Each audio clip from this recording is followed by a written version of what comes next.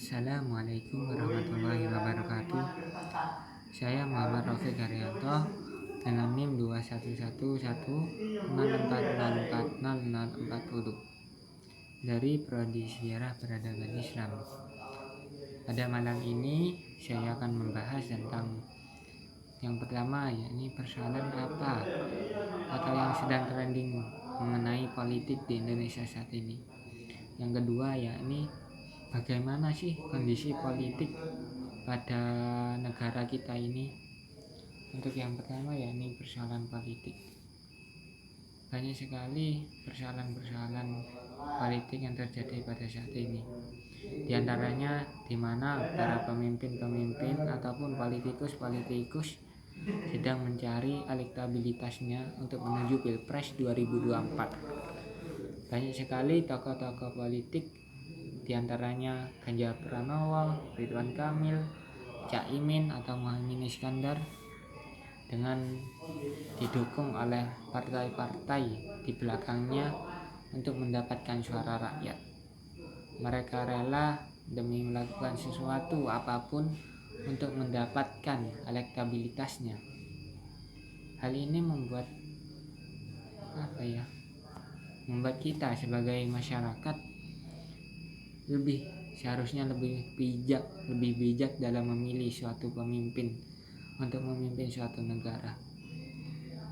Kita tidak hanya memandang suatu materi atau hal-hal yang telah diberikan seorang pemimpin. Biasanya mereka atau seorang pemimpin ini sering memberikan sesuatu kepada masyarakat, tidak bukan yakni untuk mencari perhatian kepada masyarakat. Hal ini dilakukan tak lain dan tak bukan untuk mendapatkan elektabilitas yang sangat tinggi, menjulang tinggi. Untuk itu kita sebagai masyarakat seharusnya lebih selektif, lebih inovatif, lebih selektif dalam memilih suatu pemimpin. Jangan harap para pemimpin kita itu kedepannya akan berlaku seperti itu juga. Mereka hanya, mungkin menurut saya mereka itu hanya melakukan hal itu pada awalnya saja.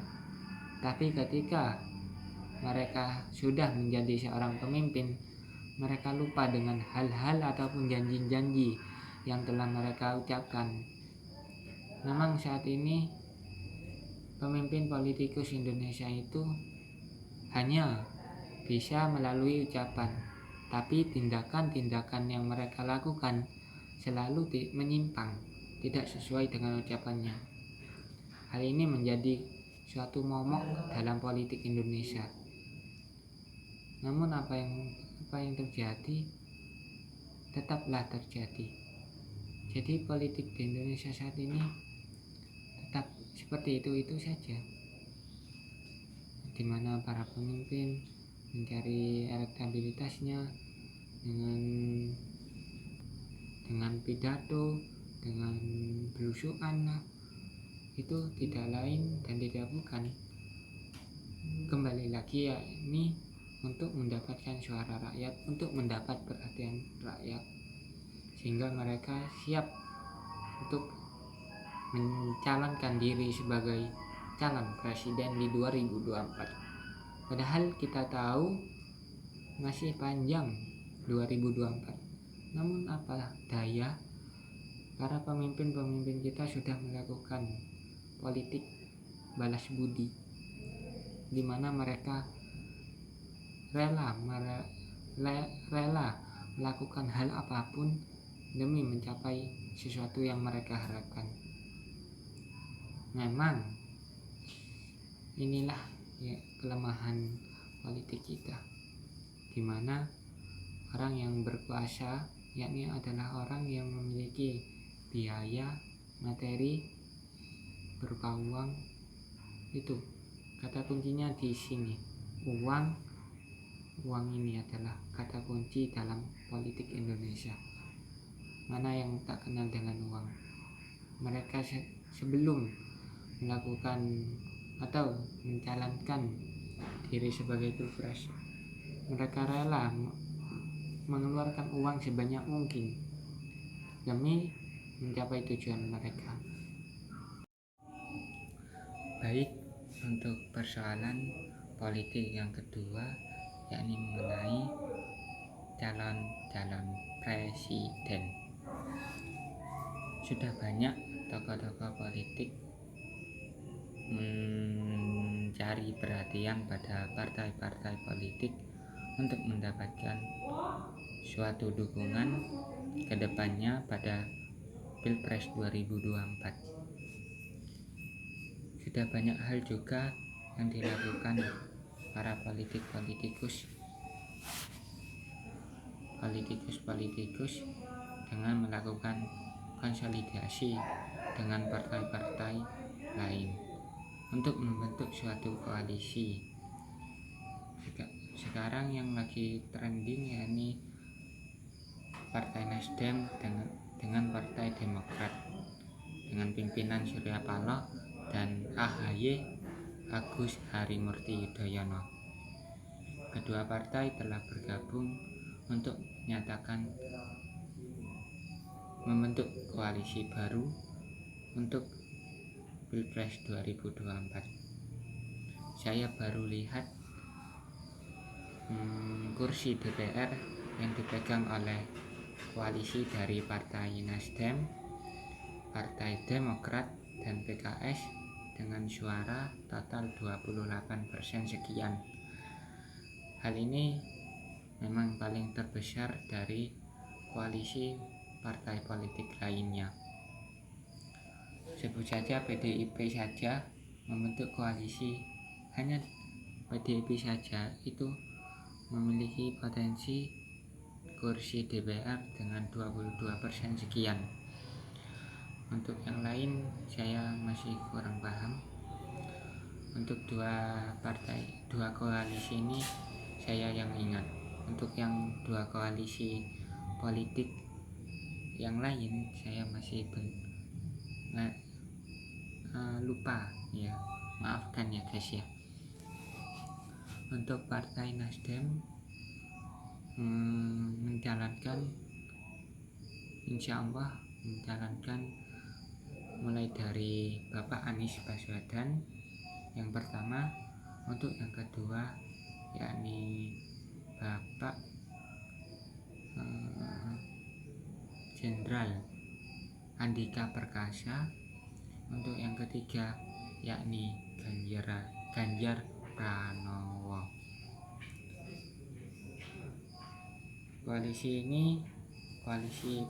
Ketiga partai ini telah mendapatkan calon-calon untuk pilihan presiden di 2024. Untuk partai lainnya saya masih kurang update guys, saya masih belum update untuk koalisi politik lainnya. Untuk saat ini yang saya tahu yaitu dari Partai Nasdem. Untuk partai lainnya saya masih belum mencari siapa saja calon-calon yang akan dijadikan pada ajang Pilpres 2024. Pilihan presiden adalah suatu di mana para partai politik membentuk suatu kesatuan atau jalinan dengan partai politik lainnya untuk membentuk suatu golongan untuk menggapai atau mencalonkan diri sebagai koalisi politik di Pilpres 2, khususnya di Pilpres pilihan presiden. Kenapa pilihan presiden? Karena pilihan presiden adalah di mana seluruh rakyat Indonesia itu memilih suatu pemimpin negaranya untuk memimpin mereka, sehingga pada pilihan presiden semua politik, semua unsur-unsur dari mereka, baik itu dari partai,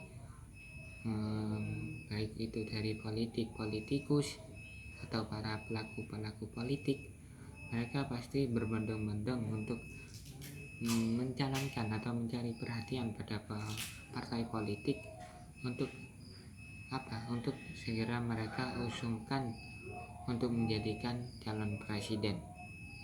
Hal ini sudah banyak dilakukan. Dengan demikian, kita masyarakat Indonesia harus lebih selektif dalam memilih calon pemimpin kita. Bukan hanya kata-kata mereka yang kita dengarkan, namun tindakan-tindakan yang telah mereka ucapkan. Itu yang hal penting dalam memilih suatu pemimpin. Untuk persoalan politik yang ketiga mungkin mengenai yakni yang baru-baru ini muncul, yakni Presiden Jokowi sebagai jalur damai antara Rusia dan Ukraina. Memang peperangan yang dimunculkan antara Rusia dan Ukraina menimbulkan krisis global, baik itu dari makanan, krisis dari pangan, makanan, krisis energi, dan banyak lagi. Hal ini menjadi permasalahan yang kita alami saat ini. Semua negara sedang mengalami krisis-krisis. Sebut saja Sri Lanka dengan krisis ekonominya, membuat negara mereka seakan-akan mati. Tidak ada pertambahan devisa negaranya. Untuk negara Indonesia sendiri terlihat masih mulai terasa akibat dari krisis yang ditimbulkan oleh konflik Rusia dan Ukraina. Untuk itu jalur damai adalah salah satu kunci, salah satu cara untuk mengakhiri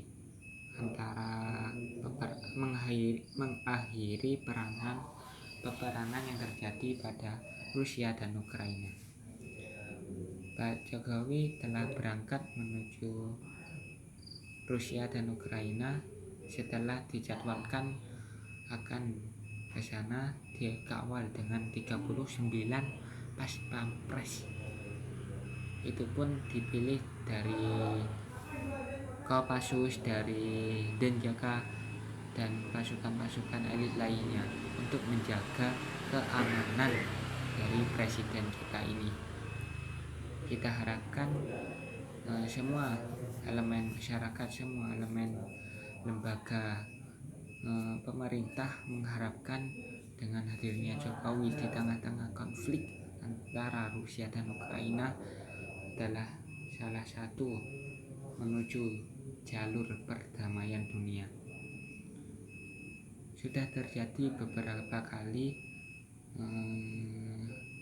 perundingan perdamaian antara Rusia dan Ukraina, namun hasilnya nihil, hasilnya tidak ada dan tidak ada efeknya terhadap dua negara ini. Mungkin kita harapkan dengan hadirnya Pak Jokowi di Rusia Ukraina ini bisa menjembatani, mendamaikan dan mengakhiri mungkin ya guys ya, mengakhiri peperangan yang sudah terjadi lebih dari 2 bulan, mungkin ya 2 bulan atau 3 bulan ya, kurang tahu saya. Nah, untuk itu dengan politik yang kita miliki, yakni politik bebas aktif, memungkinkan hal ini memungkinkan politik Indonesia ini karena dengan adanya politik bebas aktif ini, Indonesia tidak terkait atau tersangkut paut dengan blok barat dan blok timur, yang mana sekarang terjadi yakni Ukraina dengan NATO-nya dan Rusia dengan WTO-nya. Mungkin dengan hal ini konflik kedua negara ini bisa berakhir dan bisa mendamaikan seluruh dunia.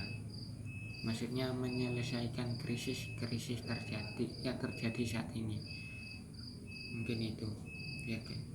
Untuk selanjutnya yakni tentang kondisi politik di Indonesia saat ini. Kondisi politik di Indonesia saat ini menarik untuk kita bahas. Mungkin kondisi politik saat ini yakni mengenai bagaimana para pemimpin kita, para politikus kita itu senang mencari perhatian pada masyarakat. Mereka sering mengupload lah di media-media sosial mereka, namun mereka lupa dengan kata-kata atau janji-janji yang telah mereka ucapkan kepada masyarakatnya. Hal inilah yang menjadi salah satu kondisi politik di Indonesia saat ini, yaitu masalah kepemimpinan mereka. Amanah. Apa sih kata amanah? Yakni dapat dipercaya. Namun apa nyatanya? Banyak sekali korupsi yang masih terjadi yang dilakukan oleh pemimpin-pemimpin kita. Hal ini sangat tidak patut dicontoh sebagai pemimpin suatu negara. Hal ini sangat tidak relevan, hal ini sangat tidak baik, hal ini sangat tidak mencerminkan suatu jiwa yang harus dimiliki oleh seorang pemimpin. Yang kedua yakni kejujuran.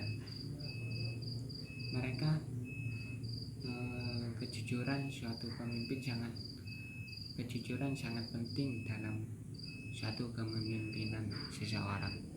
Karena dengan jujur maka apa-apa yang berkaitan dengan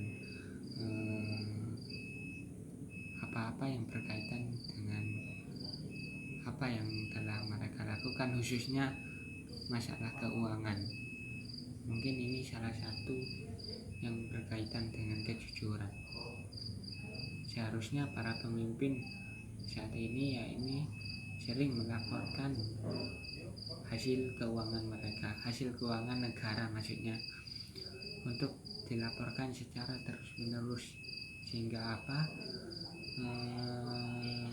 masyarakat itu bisa mengetahui, atau hasil dari pendapatan negara itu bisa diupload kepada akun Instagram negara resmi ya guys, sehingga tidak muncul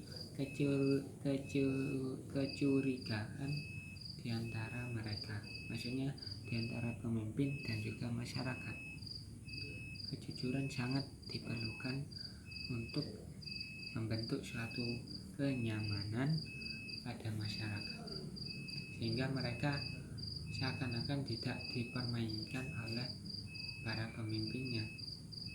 Sekarang juga yakni mahalnya minyak goreng. Mungkin ada salah satu ketidakjujuran yang telah dilakukan oleh para pemasok minyak atau pemasok kelapa sawit, sehingga minyak goreng sekarang masih mahal, yang membuat cukup ekonomi para pedagang kaki lima itu menaikkan tarif, sehingga dampaknya kepada kita, yakni kita harus lebih menghemat pengeluaran. Ini sangat tidak cocok, ini sangat membuat masyarakat tertekan, membuat masyarakat tidak nyaman menjalani hidup dengan penuh kebohongan. Pesan saya untuk para pemimpin yakni beramanahlah dan jujurlah. karena itu adalah kunci kesuksesan kalian dalam memimpin suatu negara. Ingat, jujur, amanah, jujur, amanah, jujur. Tanamkan di hati kalian para pemimpin Indonesia untuk mewujudkan Indonesia maju, adil, dan sejahtera. Sekian mungkin yang saya dapatkan, atau yang saya itu saja yang saya dapat analisis. Apabila terdapat tutur kata yang menyinggung, mungkin itu bentuk kesadaran untuk kalian para pemimpin Indonesia untuk segera sadar diri, sadar apa kata-kata kalian. Sekian, terima kasih. Wassalamualaikum warahmatullahi wabarakatuh.